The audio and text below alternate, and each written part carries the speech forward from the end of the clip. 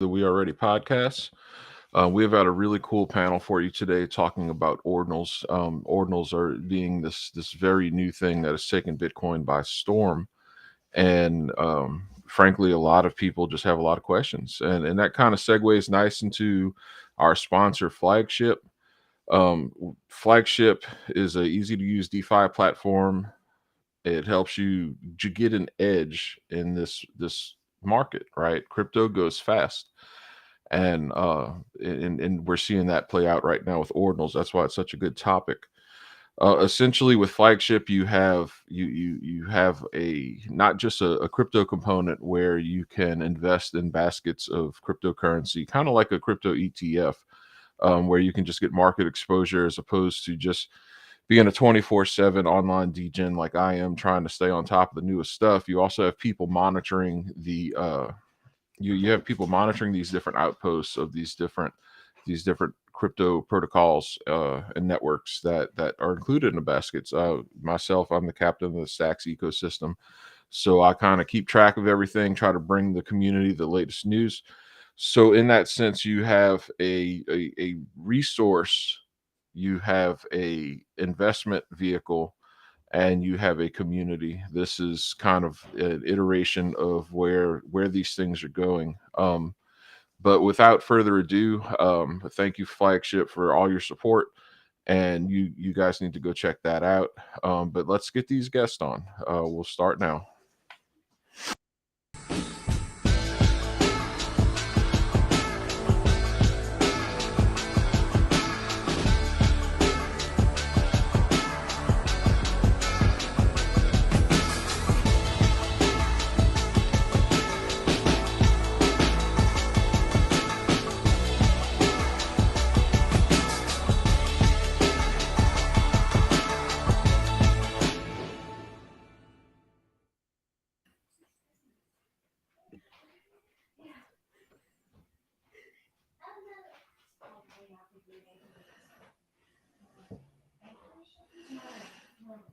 All right, let's see.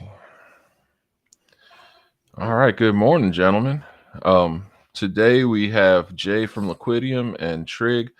We originally slated to have Bruff Star on the podcast this morning as well. In case you don't know, Bruff Star is the founder of Satoshables.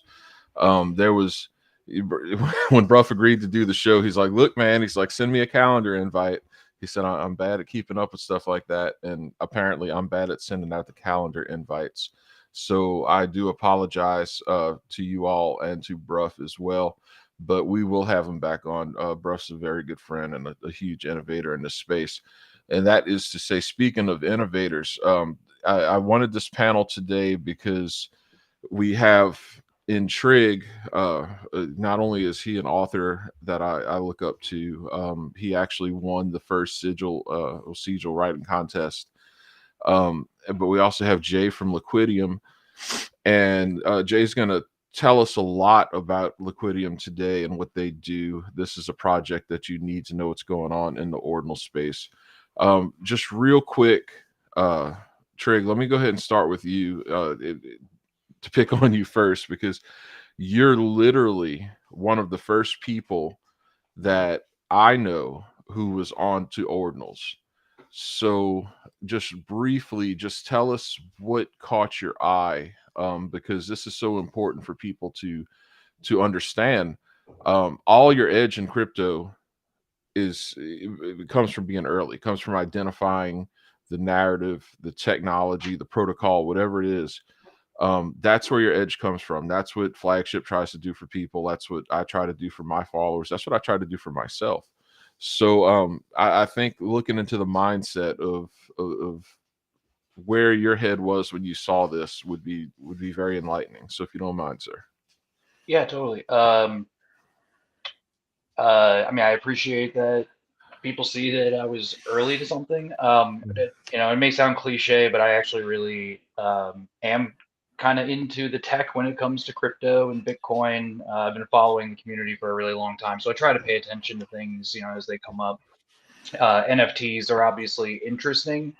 I never really get too much into NFTs, but then once I was actually in New York City at the end of January, hanging out at at Pubkey Bar in Greenwich Village, and guys at the bar, I think we had hit Ordinal Inscription number 200 at the time, and I just fell down the rabbit hole and was like, this actually clicks. This clicks way more than NFTs. I couldn't get home fast enough to fire up the node and start running the Ordinal protocol. But I mean, that's kind of how it started. And I mean, we're still in the very, very early days. So anybody listening to this now, like we're, like I said, end of January was sub 200 ordinals. And here we are yesterday afternoon, we passed 6 million. So the movement's just continuing to pick up speed. And I can only imagine where we're going to be a year from now. Yeah, it's crazy, man. The first time that I heard about ordinals was around January, and it wasn't even use the same verbiage that we're using right now to describe it. I was talking to Teflon Musk, and he's like, dude, there's a way that people are inscribing JPEGs right on the Bitcoin. He said it's kind of complicated right now. He's like, but you should look into it. And I had so much other stuff going on. It just kind of fell right to the wayside. And then before you know it, this stuff has just been blown up and a big driving force. Let's give credit to where credit's due. Um, one of the big driving forces behind this is actually Trevor Owens, right? I mean, he was all over ordinals along with the Taproot Wizards and a few other guys right up front. And Trevor's a really brilliant guy. And we actually have someone on the panel today who's learned a lot from Trevor's teachings over the years. Jay, why don't you all tell us a little bit about Liquidium? And I'm especially, in case you don't know, this is a kind of a pivot for Liquidium into the ordinal space. So just go ahead and give us a 25,000-foot overview of your project and what's going on and now what the aim is today, especially in the ordinal space. Yeah, sure. So what I wanted to talk before is also about like how I got into ordinals. So it was same with like Trygg. So I discovered like the Ord rocks, right? And I was like in the Discord, and they sold the ordinals for like 1 Bitcoin over the counter, and I was like, what the fuck is going on here? It was like beginning of February, and leading now to the pivot, right? I talked to the team and I was like, guys, we need to look into ordinals. They selling this shit. It's like for 1 Bitcoin, 1.5 Bitcoins, like there's so much value behind it, and there's no infrastructure, right? And back in the days, we've had our NFT MVP lending protocol on Stacks, where we've had like 70 loans at 20,000 stacks in total borrow volume and so on. And we were like, okay, let's dig into ordinals, right? And then we've explored everything. Then we saw marketplaces coming up, like guys from Gamma, like Ordinals Wallet. So much marketplaces, so much infrastructure was built, right? And we thought, why not to pivot to the Ordinals lending protocol, like native Bitcoin DeFi? And that's where we are as of right now. And Trevor and all the other guys from the Bitcoin Frontier Front, previously the Stacks Stacks Accelerator, they helped us pivot, and they helped us finding the right product market fit.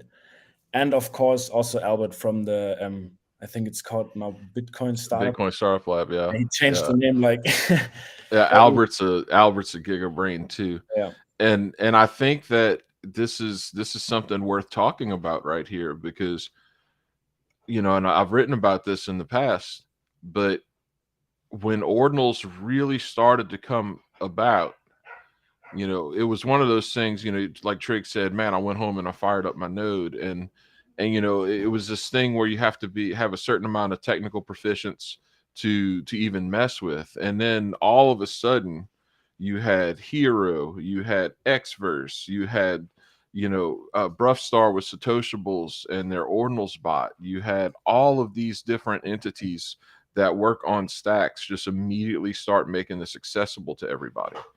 And that is something that's really that is something that's really cool, and it's something that you see over and over again as a retail participant in this space is that if you're too early, you know, you really might know about something, but you can't really, you don't really have the technical know-how to interact with it. And so I think that as this goes on, you know, as we continue this new paradigm, I think that what we're going to see is the Stacks ecosystem getting a lot of credit for making these things more accessible. And I mean, I'm not taking away anything from Ordinal's wallet or any of these other protocols that popped up and just ran with it. That is what you want to see, and it's really cool. But the fact that if you talk about mindset, right, in this space especially, and if you're like, okay, where where's the hot spot, that's where your mind has to be from a retail standpoint. What's going to pop off next? To see all of these established teams and people recognize that right out the gate, that is very impressive. And and being able to have all of this development done so quickly has allowed people to get in quite early. And Trig, as you said before, we are very early still. If I'm not mistaken, did we just pass our 6 millionth ordinal inscription like yesterday? Is that correct? Yes. Yes, yesterday afternoon. Yeah, good grief. That went fast. I remember that first 100,000 or so. Uh and you could, you know, people started putting out graphs and stuff and just kind of, you know, looking at it and people like, especially the maxis, like, oh man, ordinals have just died off. And I'll give the maxis that they clearly don't trade. These are guys who buy and hold, because when you see that big impulse up and then you see that rest period, that's typically just going to be your first move. And now these things are just exploding. Trig, what do you, when you're talking about this growth that is just so accelerated, what do you attribute that growth to at this particular juncture? Well, I think ordinals are. It's probably twofold. One, NFTs have kind of proven the concept that digital collectibles are a thing. They are valuable. They are desired by the market. And I think Ordinals takes NFTs to another level. You know, in the very beginning, back in February, like I really wanted to try to get ahead of it. I wrote a long piece explaining that there really is a stark difference between NFTs and ordinals. Because ordinals really do take all of the experimentation that's been happening on all these Rube Goldberg style smart contract chains and putting it into the elegance and simplicity of Bitcoin, and it lives on chain forever. That is a huge value proposition. And I think over the next, I mean, you know, NFTs are something that started out really, we didn't get the boom until 2021, but they were a thing as of 2017, 18. Right. So, you know, we had all these years. Some people are like, well, how are or ordinals are picking up at this pace so much faster than NFTs? And it's like, well, it makes sense. NFTs proved a weird concept. Now that concept is accepted, and now we've taken it to another level. So I think that's what's really driving it. And then just the growth is kind of a product of the, like I said, the elegance and simplicity of Bitcoin. It is not a complicated uh, internet computer that uh, breaks as Right. Ethereum has done over the last 24 hours. You know, it's very cumbersome. Getting into NFTs in the beginning was very cumbersome. Bitcoin is easy. And the fact that you have all these developers, going back to what you were saying about the Stacks ecosystem, like Stacks developers were very uniquely positioned to seize the ordinal hype at the beginning because their developers were already plugged into Bitcoin. They were developing smart contracts on the Stack side, but integrating into Bitcoin. A lot of them saw themselves as Bitcoin companies. I believe Elizabeth from Xverse, she says it very well, that they see themselves as a Bitcoin wallet first, and everything else is kind of built atop Bitcoin. So they were very uniquely positioned to seize the moment and deliver all these tools. I mean, when Gamma came out with their inscription tool, going back to the technical need that people have in order to inscribe pre all of these inscription tools. When Gamma and Satoshiables came out with their inscription tools, we were still sub 30,000 ordinals, and then very quickly went to 100,000. And again, just for perspective, yesterday was, yes, 6 million, but 5 million of those 6 million inscriptions have been in just the last month. So it's really picking up speed. Yeah, that's incredible. It's absolutely incredible. Trigg, one of the most elegant descriptions I've ever seen of ordinals was in your writing. And just real quick, if you were just going to simply explain an ordinal to someone who is crypto curious, um, what would you tell them? And then how would you explain the difference between an ordinal and an NFT to them? Okay. So I'll start with an NFT. An NFT is a digital collectible. It is basically just a piece of data. So anything from an image to audio, video, text, it can all be broken down into simple data, and that data can be saved somewhere. And blockchain technology allows you to prove ownership of that piece of data. Because prior to NFTs and prior to blockchain existing at all, if something was digital, so pre 2009, if something was digital, it was infinite. You could copy and paste it, put it anywhere, do whatever you wanted to with it. Blockchain created digital scarcity. So an NFT is proving that a collectible, so a piece of data, can have a non-fungible value assigned to it.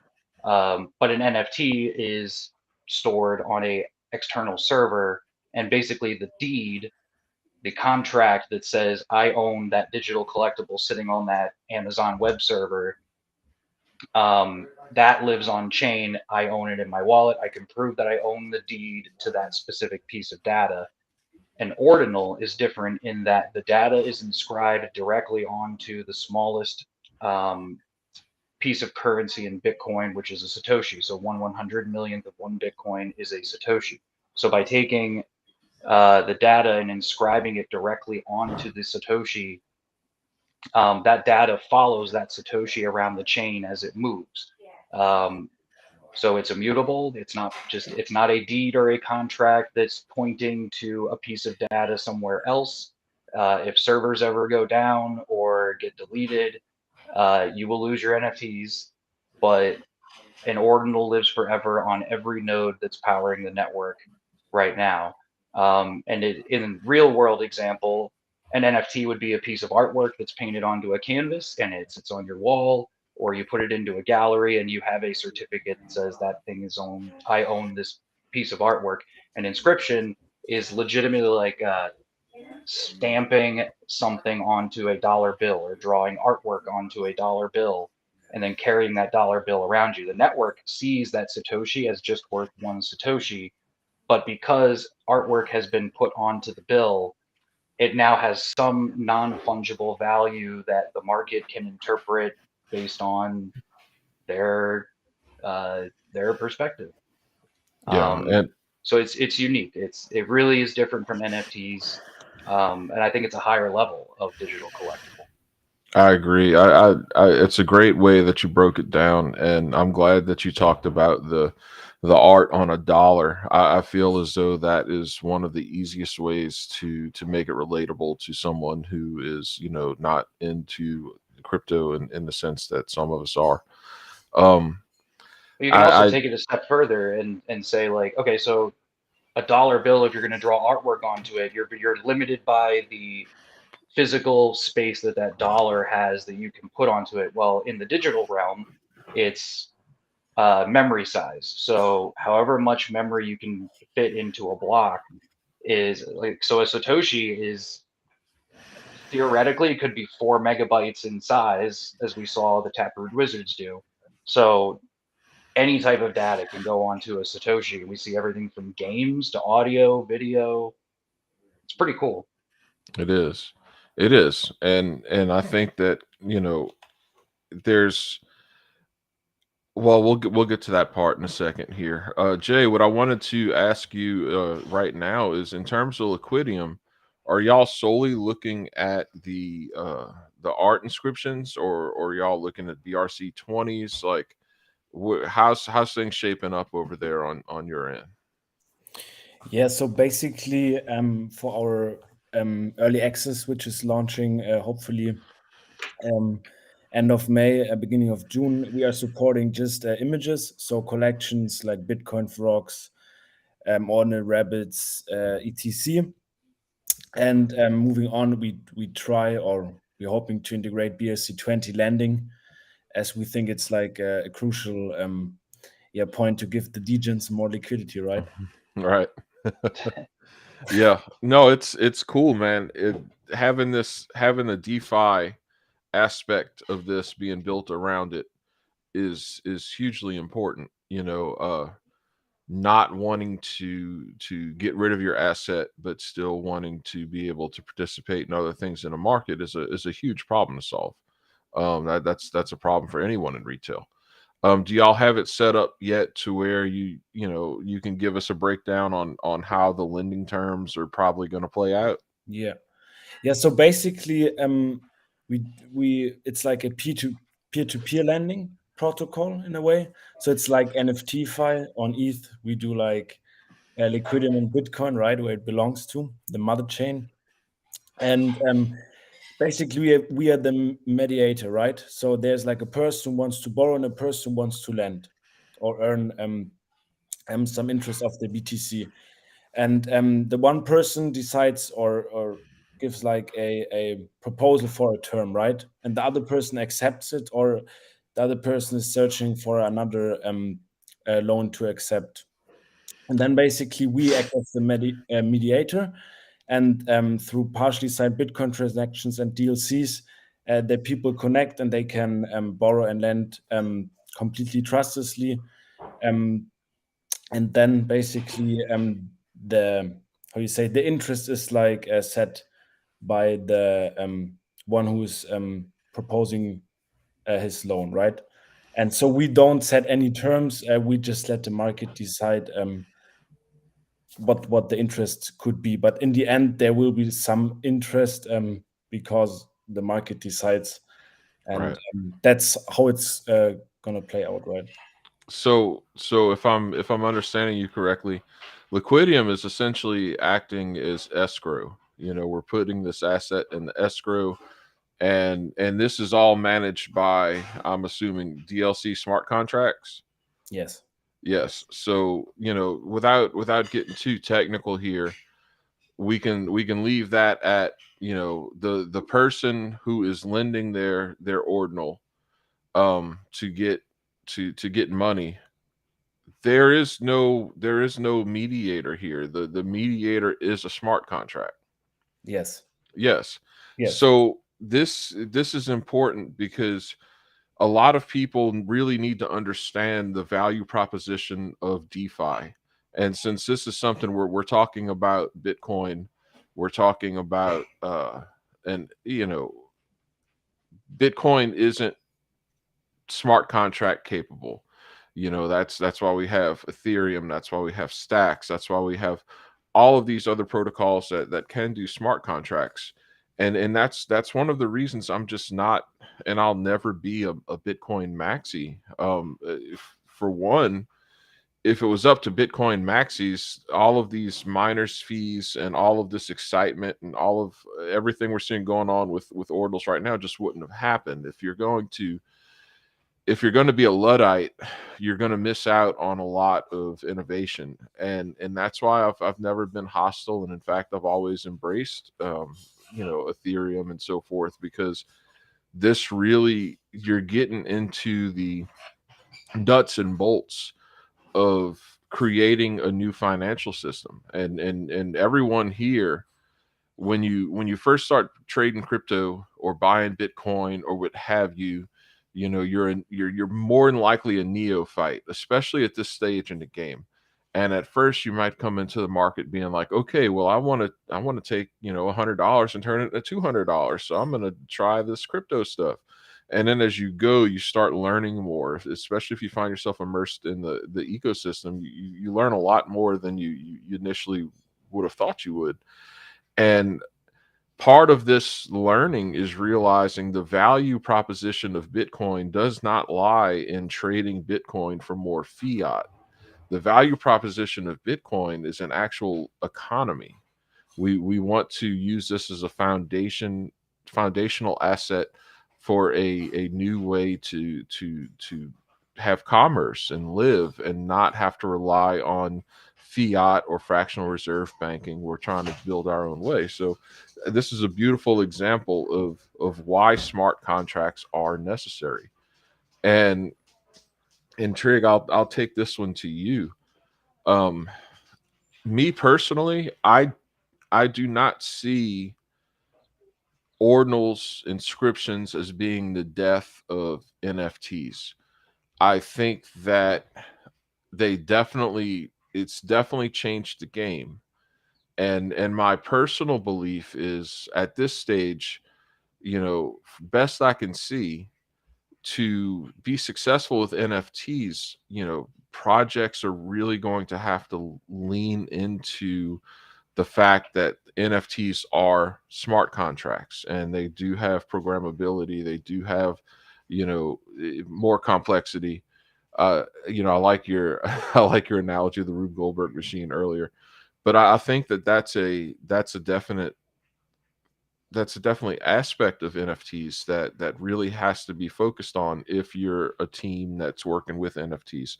I'd like to get your thought on that in terms of the future of NFTs in light of Bitcoin ordinal inscriptions, becoming a massive success.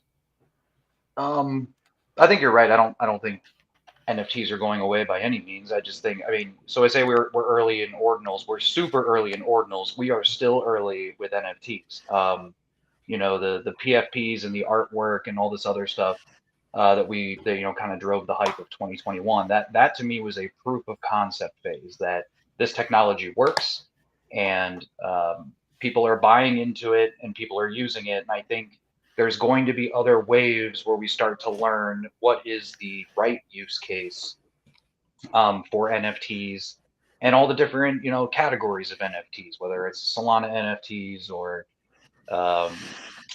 Ethereum stacks. I think they're all going to end up settling into and finding their own purpose, and that's going to be driven by the market. I think ordinals are going to separate themselves as kind of like the premier chain where um, it just feels like it's going like that's where the big money is going to be. I mean, you see how much money it's going to take in buying block space, Bitcoin block space, because the data lives on Bitcoin. You have to pay exorbitant fees for it. So I think the best of projects, the best artwork, the best pieces of history are all people are going to pay to have it logged onto Bitcoin for eternity. Whereas NFTs may gravitate into a million other things. I remember years ago, Mark Cuban using the example of what happens when NFTs mature to the point where we can just issue Mavs tickets as NFTs instead of selling them to it. Like it puts guys like Ticketmaster out of business. Right. And you can author the smart contract to remove scalpers from the industry because every time a ticket is resold, the Mavs can make a small cut off of the secondary market sale. So NFTs have a way to remove, if you think about every third party in our lives that we use right now in the real world, whether it's buying a house, buying a car, anything that you need to prove ownership of something, there's somebody else at the table that's getting a cut um, to stamp a piece of paper or sign a piece of paper and say, yes, this sale happened and this person owns this thing. Smart contracts and NFTs have the ability to replace all of those people. The industry just needs to mature. I don't know if I see ordinals going in that direction because ordinals, again, are just very different. They're not smart contracts. They're very, I'm not, that doesn't mean they're dumb either. It just means that they're Right. simple, they're elegant. I am taking data, I'm putting it on chain. And that's it. It's kind of beautiful. Yeah. No, it absolutely is. And I agree with your assessment about NFTs 100%. Everything is still early, and it is a game changer. A big part of the paradigm shift that I was talking about earlier when you get into crypto, and then after you've been in for a while, that's one of the parts that you fully start to understand, is that this is not about middlemen. This is about eliminating middlemen. This is there's so many things that happen when you do something as simple as swipe a credit card or a debit card, right? Before your money gets to that vendor. And, at the end of the day, the baseline value proposition of Bitcoin, the king of all crypto, is you can send money to anyone, anywhere, anytime, and it does not require a mediator. So, as you see these other chains and especially NFTs, they also have a part to play in that. I truly believe it. The In terms of Liquidium, Jay, I remember briefly when y'all did your MVP and you had a few different NFT collections that you could use as collateral to make your loan. For, if I'm understanding right, with Liquidium now, there probably won't necessarily be just approved collections, since it's peer to peer. It's just like, hey, we have these to lend, and these are the offers. Is that kind of how that's going to work? Yeah, so basically, every loan, so you can take a loan against every ordinal, like image ordinals, right? But we do have like featured collections, so people are sure that they are lending against the real Bitcoin frog and not some derivative, right? So we are working on that, so people are insured, as I said, to borrow against the real collection. Um, but we will do have a lot more collections than on our MVP on Stacks, right? So we just have 3 collections: our OGs, Megapons, the Gas. It's like a great collection, and from Braster, he's not here, the Satoshibles, because we didn't have that much liquidity, and the MVP product was more centralized in a way. So we were the entity to give out the loans, right? But this product will be completely peer-to-peer, and we do have like all image-based ordinal collections available, and we do have like authorized collections for all customers to be safe to borrow against, right? That's Are all. you at That's cool. Are you at liberty to say anything about what could potentially be coming beyond, or are we going to stay a lending protocol, which is fantastic? Because as a collector, and any collector can tell you, the downside to investing in NFTs or even ordinals is the liquidity problem. If you have some tokens and there's something new that comes along that you want to buy, well, you sell some tokens. It's unless you have just bought a rug, you might take a hit, but the liquidity's there, right? So I mean, that in and of itself is enough. I just wanted to know if there's any other plans for the future for Liquidium that you can talk about. I mean, it's in the name, right? Liquidium. So we will be the one who's like yeah, who gives out liquidity. Not Liquidium gives out the liquidity, but the people participating in our protocol, right? And our approach is definitely like for as of right now, I'm not a big fan of roadmaps, right? Because so much can change in like as we've seen in the ordinal space, right? But we love Bitcoin. Our plan is to be on Bitcoin layer 1, the protocol to borrow Bitcoin, native Bitcoin, against not any like at first not any BRC or some BRC to borrow against, just native Bitcoin. But we will definitely explore BRC20, either in a P2P way or maybe in a P2P way. I think there are some ideas out there on how to do a P2 pool way, but we are not quite there. And then let's see how we're moving along, right? I think there are a lot of possibilities, but yeah, we have to see how we move forward in that new Bitcoin space, because yeah, as I said, we are working also with Deep Lake Finance. They help us Very with big fans. yeah, and they help us with, shout out to them, with the DLC stuff. And like doing a marketplace, it's not easy, okay, but like doing a lending protocol on top of it, like escrowing etc, is like a hell of a work, right? And we just have to see on how to move. but we are confident to crush it all and be the liquidity protocol on native Bitcoin layer 1, and that's like native Bitcoin DeFi, and it's like ordinal DeFi. And yeah, we've just went crazy, right, when we talked about ordinal Bitcoin DeFi. Yeah, that's maybe not the chain where DeFi belongs to, because it's very hard to execute. But I think starting to think about and starting to see how we can add things to make it easy and to do some Bitcoin or ordinal DeFi, I think that's wonderful. Because like 2 years ago, we were like, okay, Bitcoin is the big coin, but yeah, just Can't do spend it. anything with it. Yeah, Yeah. it just it's like the digital gold, the digital store of value, and then just send it to your friend, and that's it. And I think everything what happened with the ordinal space makes Bitcoin so much more fun again, and it's like a renaissance of everything. And yeah, I'm happy to be in the space, right, and yeah, to build with the people.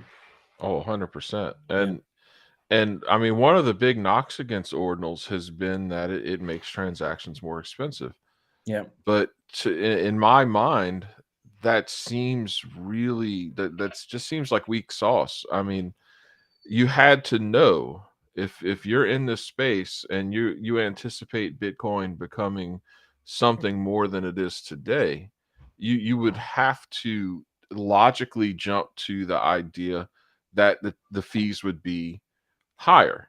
I mean, I remember this very, very well. My very first Ethereum transactions through a MetaMask wallet at the literally the first day of DeFi summer were pennies on a dollar. I mean, gas was you just sit there and make transactions on ETH without thinking twice about it all day long, right? ETH was cheaper than it is now. You know, the it wasn't being used as much, and so the fees were low. And then you're like, now if you want to make a transaction on Ethereum, it becomes like a major financial decision unless you're unless you're moving real size, you know, where yeah, I think the highest fees I've paid recently on an ETH transaction was like $80, yeah, right? And I mean, that's crazy. If you're trying to mess with, you know, ETH transactions under a half a ETH or even one ETH, I mean, paying $80 is a lot. Um, but so that I'm not surprised. What I'm surprised about is that people didn't see this coming, and now it's all of a sudden this big deal. Trig, what do you anticipate that to? It can't be a lack of knowledge. Is it just a resentment thing? What do you why do you think people, you know, have this animosity towards seeing these you know, this block space become that much more expensive? But I say it's because it's that much more valuable. We should have known this was going to happen. That's why L2s, L1.5s, whatever you want to call them, that's why they make sense. That's why they especially make sense on Bitcoin. This is a reasonable conclusion that I came to, you know, over a year ago when I jumped into the Stacks ecosystem. What do you let us know what your thoughts on in terms of why the hate about the fees, and what's your take on it? Um, well, first, I think that that any criticism you're seeing is from a very vocal minority and not like true Bitcoiners. Because here's the thing: is that ordinals are not making transactions more expensive; they are making the urgency of transactions more expensive. Because you can still pay 5 sats per variable byte if you're not in a rush, and eventually the mempool will clear you. So that the network is doing what it's supposed to. So even if ordinals had never come along, um, and we were still just doing peer-to-peer payment transactions on Bitcoin, the the ultimate goal of all Bitcoiners was eventually to have the network be busy enough that that the fee market would drive up fees to buy block space, and that was gonna. This is where the Lightning network was born out of. The Lightning network was born out of the idea that, hey, if this really does scale to the point where it is the foundational layer of the world's financial system, it's going to be very expensive to do on-chain native Bitcoin transactions. So we're going to need something, whether it's drive chains or a layered solution where people can move Satoshis around in a cheaper manner and then settle to the main chain. And that's really not much different than the way our current financial system works. Like when you swipe your credit card, the money doesn't immediately go to the business that you swipe the card at. It takes 2 business days, 3 business days for the global financial system to actually settle the payment and put it into your account. So this was inevitable. This was inevitable before Ordinals. I think Ordinals has simply accelerated our movement to that world where the Bitcoin network is used. I mean, one of the sub 1,000 memes was on Ordinals was a meme about we accidentally solved the fee and security problem on Bitcoin, because one of the big concerns was that if Bitcoin isn't being used and miners are losing block reward every 4 years, at what point does the fee model not become sustainable and the hash rate starts to plummet and the security of the network starts to come into question? And it's like that problem is completely solved at this point. Right. And if anything, it incentivizes a lot of these layered solutions, whether it's Stacks or Lightning or one of the many drive chain solutions, to start spinning up and building out these tools so that users can move their Satoshis to a peer-to-peer layer if they want to do instant financial transactions. And the people who are criticizing that my native transaction won't go through at 2 sats per variable byte, it's like, welcome to Bitcoin. You should have Right. known this. If you were a Bitcoiner, you knew in the beginning, if you believed and bought into the mission of Bitcoin and why it existed in the first place, then you knew the day would eventually come where logging data onto the chain was going to be expensive. Ordinals has just become a catalyst to bring us to the future faster. And it's a net positive. And I'm pretty stoked about it. And I just try not to pay attention to, again, it's a very vocal minority. Right. No, 100%. I like to call them the Bitcoin Amish personally, but it's true. It's if you were here for the value proposition, this should come is no surprise. So let me real quick get y'all's opinions on BRC20s, where for me personally, where I am very, very bullish on ordinals in general. I own a lot of inscriptions. I I see the value proposition. Um, I have a harder time seeing the value proposition with BRC20. So, Trigg, what do you know about BRC20s, and what's your stance on them as of right now? Honestly, I don't know a ton, but part of that is it's just so new, and it's from what I understand, it's a very cumbersome fungible token standard, and it's so new and so speculative.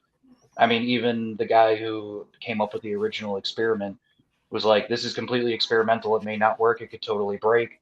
Um, it is very reliant on indexers, which are a centralized, uh, basically server that helps prove who owns what by scanning the blockchain.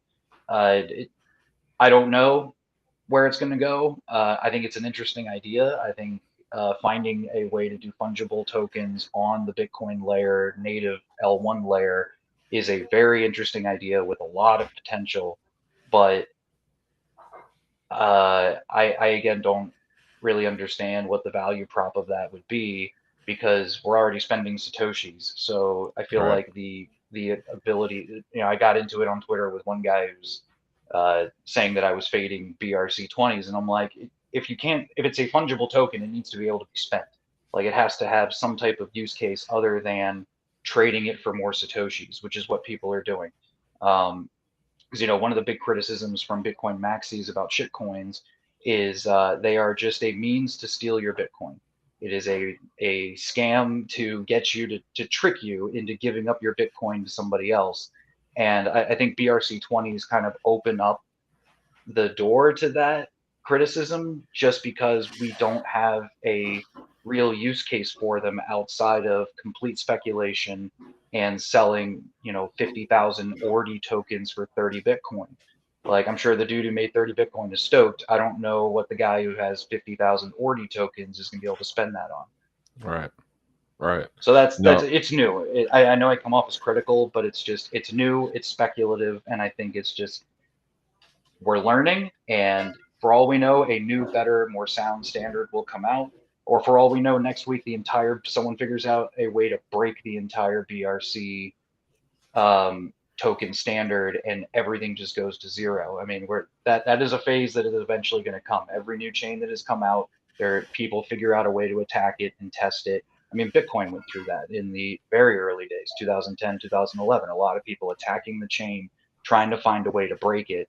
And BRC20s has not been through that yet. That day will come.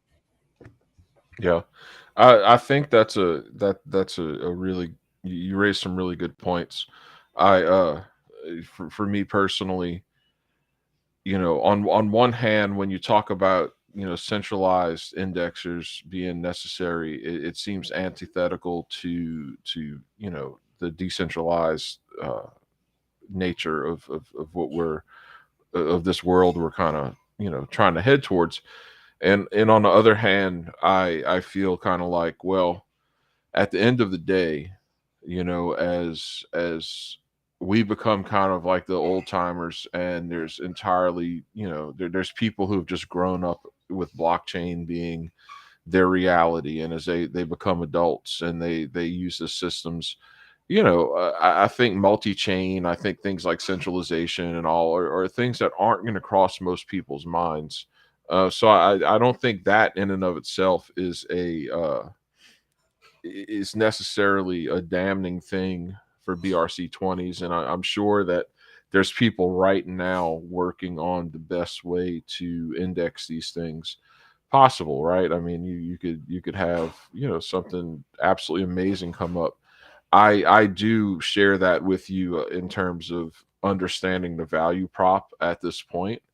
And that's coming from someone who really likes shit coins a lot, but in my mind, my shit coining is done on other chains.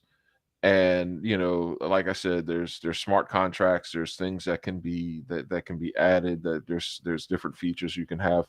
That might just be a mental block for me personally, that I can't combine the two. But I'm not there on BRC20 yet, despite the fact that when something's brand new like this and the risk is the highest, that's when you have the highest potential for to make good profit. But I still haven't wrapped my mind around why I would want to just take the funds that I use to invest in crypto and put a whole lot of them on BRC20s yet. There's too much other stuff out there that I want to buy right now. Jay, do you have any thoughts, just even unrelated to Liquidium, like in terms of BRC20s? I mean, it's new. It took like, I think it's in a kind of a way healthy for the ordinal space, because it brings like new buzz, and like buzz is like important for anything to move on, right? But I support like Trygg's thesis. It's like new. We don't know that much about it. Like, people are degening into it, and they make like big profits. And I think when I came into crypto, now I would be sad, right? If I see, like already did like 2000% in the last 24 hours. But when you're in the space and when you major, right, you're like, okay. I mean, there is, like, in case of making profit, there are so many ways to make profit, right? Right. There's so many ways to make profit elsewhere. And I think as soon as there's a mechanism on how to make BRC20s more like useful in a kind of way, like, for example, you have a project and you incentivize people, or they like, if there's like a concept behind it, I see like the potential of them being like there for longer, right? I think the meme aspect of everything is like, there is a time to make meme coins, or have these meme times, but they won't last forever. I think like utility, and that's where people want to hold on to something longer than like 2 weeks in case of just speculating on the price, right? Right. No, and that's a good point. And I'm glad you brought up memes. We have about 10 minutes left, and I'd like to talk about that for a second because one of the things that I personally believe, and this could be well after I'm dead and gone, is that this point in time that we're living in, this time where crypto's really, early and new, and the memes and the artifacts of these memes that we have, right? I think that this, in terms of historical value, collector's value, I think those are all qualities that are inherent in this space. Because if you look at crypto, well, let me put it to you like this. I briefly went onto a Twitter space yesterday where the host, they were talking about meme coins, and one of the speakers was like, can you give me any instance throughout human history where uh culture and money are connected, right? Where they meet.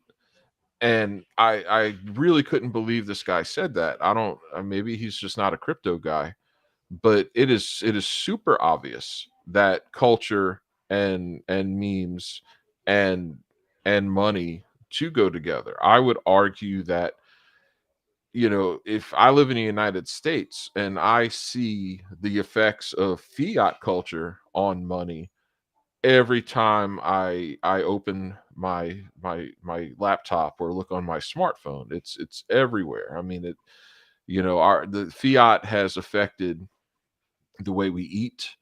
It has affected the way we structure our families. It has affected, what kind of consumer goods that we buy. It has affected, the agriculture. Just you could just go on and on and on. And then when you just divide that and take it down to its base level, you're like, obviously, culture and money are connected. And I think that memes are very powerful in that they they display, you know truth or thoughts. Let's say thoughts. They express thoughts that, often can seem to feel true, or reflect the truth in an extraordinarily effective way.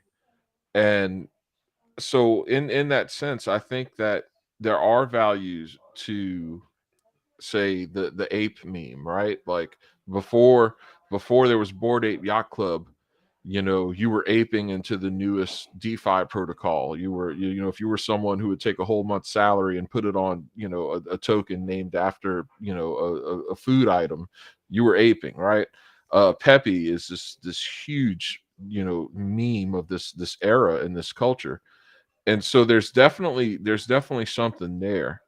Um, so in terms of that, Trig, how do you think that memes have a space in Bitcoin, in ordinals, if they don't already, and what would those be in your estimation? Oh yeah, totally. I mean, Bitcoin itself is a meme. It it it's trolling the global financial system. I mean, Yeah, memes are nothing new. We just, I mean, it's a new term for it, but I mean, you can go all the way back to the Egyptian hieroglyphics. Those are memes. Memes right. are a way of communicating a message or an idea. Um, so it's a way of communicating and building communities and connecting people through something simple. Um, so I think memes have always been here. I think crypto is taking it to the next level. I think the internet in general has taken it to the next level. I mean, we're all infinitely more connected, and we're finding ways to, I guess, identify what that connection is, and that's exactly what memes are. It's a way of identifying connections and communicating ideas. I think memes aren't going anywhere. I think they're going to accelerate. And I love the memes. I love the Pepe Yeah, memes. I love my me Pixel too. Pepe. But I mean, and what do the Pixel Pepe guys do? They're building a community. What are the Right. the Dogecoin that guys do? They're sponsoring NASCARs and building water treatment facilities in Africa. And I think it's cool. It's cool and it's fun, and it's a way of building communities without the borders. So prior to this internet age, it was where you live or what town you were in or what your nationality is. Like that was your community, and that's what you identified as. And you put the flag on your lapel. And now today, it's like we can remove those borders and start connecting with people all over the world through memes. I really dig it. I don't think it's going anywhere. And I think Bitcoin, in terms of crypto, is the OG meme. Yeah, 100%. And I love I had never thought of it like that, but I love the idea of what we're doing here today being our, hieroglyphs, right? Like, 6,000 They're years way, from now, yeah, right? and they're not. I mean, our memes today are way better than the hieroglyphs. Like we've Yeah. taken it up a huge notch. So I mean, you imagine 1,000 years from now when there are nodes operating the network between here, the moon, and Mars, and people are trading, or people find inscription number 69, which Right. is a pretty hilarious meme in itself. Uh, but I mean, they're going to Yeah. look back and be like, that is a part of history. And it's a way more interesting part of history than the basic memes of the Egyptians. Yeah. No, I think so. So anyone who's ambitious out there, get started working on our Rosetta Stone for our descendants, our space age descendants. Jay, do you have anything? We have a few minutes left. Anything you want to say about memes, or anything you want to say about Liquidium before we start wrapping this up?